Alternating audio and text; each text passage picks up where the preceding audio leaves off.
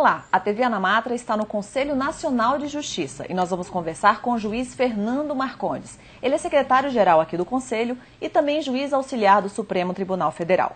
Fernando Marcondes está há mais de 20 anos na magistratura.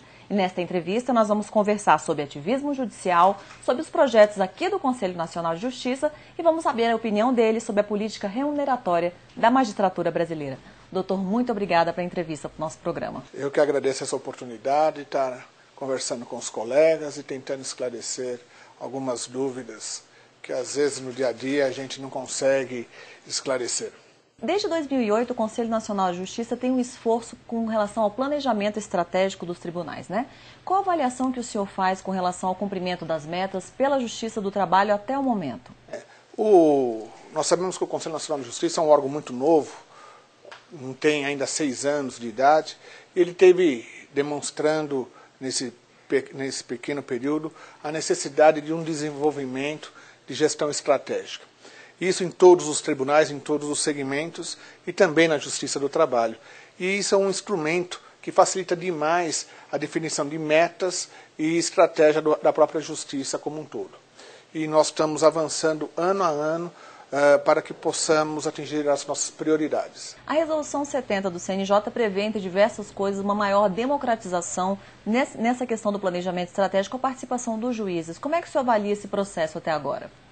Hoje a sociedade, diante das demandas que a envolve, reclama uma participação social do juiz, além daquelas meramente de sentença, de audiências, porque o juiz necessita buscar o conflito que nasce do interior das pessoas que buscam a justiça e a integração do cidadão nas relações de trabalho, principalmente. E isso aumenta a sua responsabilidade nessa integração e reclama essa democratização na busca desses objetivos da justiça. Isso vem sendo atingido de uma forma gradual, ano a ano, pela própria justiça. Uma das metas deste ano de 2011 tem a ver com a responsabilidade social, esclarecimento à sociedade do funcionamento do Poder Judiciário. Por que o senhor acredita que isso é uma preocupação do Judiciário só agora? O senhor acredita que isso é devido ao aumento da demanda judicial? Por que isso agora? Na realidade, o povo brasileiro vem descobrindo dia a dia a justiça, e isso é bom, porque os seus direitos, aquilo que ele imaginava ter direitos e não buscava porque supunha uma justiça cara, inerte, demorada, ele vem buscando hoje na justiça uma solução mais célere. Isso nós devemos muito aos colegas, aos membros do Poder Judiciário que com um esforço em comum tentam levar ao cidadão comum a demonstração das suas prerrogativas, dos seus direitos e satisfazer os seus anseios. Daí a necessidade, isso ficou muito demonstrado no nosso último encontro nacional que tivemos em dezembro, da integração dos juízes, em especial da área do direito do trabalho, para levar ao cidadão comum a demonstração desses direitos e os caminhos para atingir a democratização dos seus direitos. Doutor Fernando, outra preocupação do Conselho Nacional de Justiça é com a celeridade processual. E a gente sabe que a Justiça do Trabalho tem um problema na execução. Como o senhor avalia isso? Eu acho que a celeridade tão reclamada no Poder Judiciário do Brasil, ela não é tão fundada, em que pese o fato de nós reconhecermos que ela existe, mas não de forma tão grave como se apregoa. E ela, eu creio, existe de forma baseada em 2 pilares. Um, em razão da pouca quantidade de colegas, de membros do Judiciário, e outra em razão da estrutura legislativa dos processos do Judiciário aos quais os juízes estão vinculados. Há por parte da presidência do Supremo Tribunal Federal, isso inicialmente para o Supremo do Supremo e do Superior Tribunal de Justiça, a criação de mecanismo a diminuir o número de recursos e tornar efetivamente e concretamente a resolução da justiça de uma forma eficaz e concreta, que o cidadão perceba isso no seu dia a dia.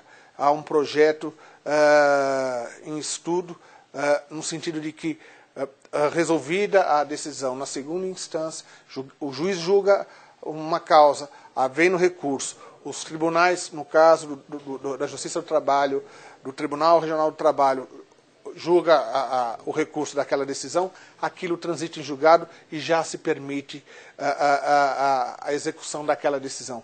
Isso, se nós obtivermos o estudo disso, a efetivação dessa modificação legislativa, aumentará de uma forma enorme a concretude da justiça. E isso sentirá o cidadão o seu direito de uma forma muito rápida. E isso, se Deus quiser, vamos conseguir, que é uma ideia do ministro César Peluso e é uma das suas grandes ambições. E o senhor acredita que isso pode funcionar também para a Justiça do Trabalho? Creio que sim. A ideia inicial é para o Supremo Tribunal Federal, para o Superior Tribunal de Justiça, e como um balão de ensaio, e isso deverá provavelmente também atingir os outros tribunais superiores, como o Tribunal Superior do Trabalho. E isso reforçará as decisões de segunda instância, onde o processo deverá terminar, ao invés de chegar até o Tribunal Superior do Trabalho, para depois iniciar o processo de execução. O senhor é juiz auxiliar na presidência do Supremo Tribunal Federal. Como o senhor avalia o ativismo judicial do Poder Judiciário hoje? Nunca é salutar que o Judiciário interfira em qualquer outro dos poderes, assim como qualquer outro dos poderes interfira no Judiciário. Daí porque a Constituição, de uma forma sábia, determinou a separação dos poderes.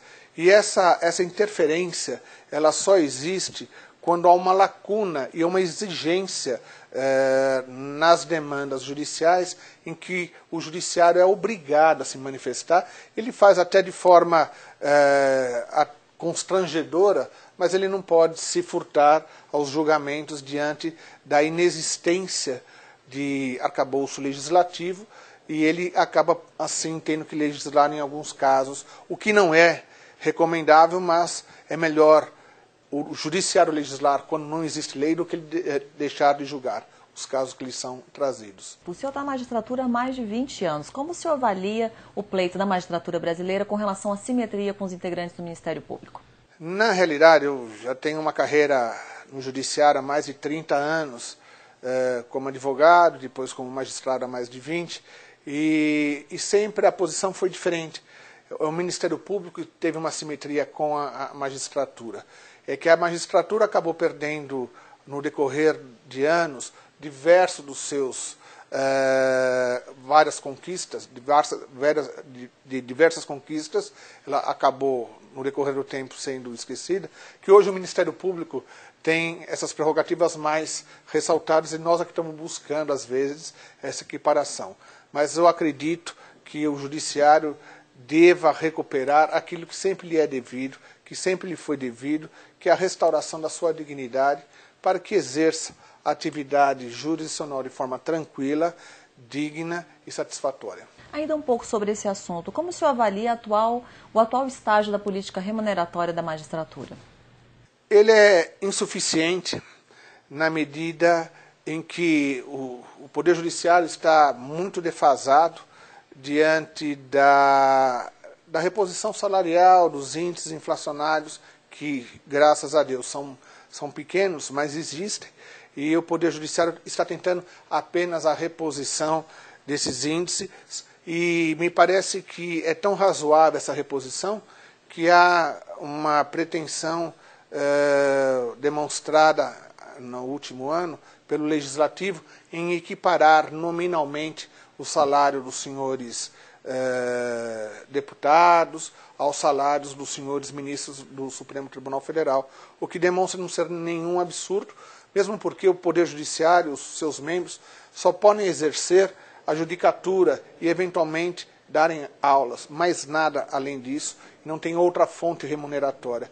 E isso exige, portanto, no seu fortalecimento, uma remuneração ao menos justa, e isso não implica em qualquer fonte de riqueza ou qualquer outro benefício nesse sentido. Seria importante também o restabelecimento do adicional por tempo de serviço para valorizar esses magistrados mais antigos na carreira? A gente pensa nisso, em que pese o fato de reconhecermos que talvez no momento não haja ambiente para que isso seja implementado, mas isso é uma ambição legítima, necessária e que não deve ser afastada da ambição dos membros da magistratura. O senhor gostaria de deixar uma mensagem para os juízes do trabalho do Brasil? São meus colegas, e em especial os juízes do trabalho, que são aqueles que enfrentam o drama do trabalhador, que é essa força de trabalho tão sacrificada no dia a dia, e que eu desejo a eles e torço por eles esse esforço, que eu tenho certeza que com parcos recursos materiais nunca deixaram de honrar a toga, que eu tenho certeza que o farão sempre no seu dia a dia, na esperança de uma justiça maior e mais célere. Certo, doutor Fernando, muito obrigada pela entrevista para o nosso programa. Eu é que agradeço. E a TV Anamatra quer contar com a sua participação. Envie sua sugestão para o e-mail tv@anamatra.org.br. Obrigada pela companhia e até o nosso próximo encontro.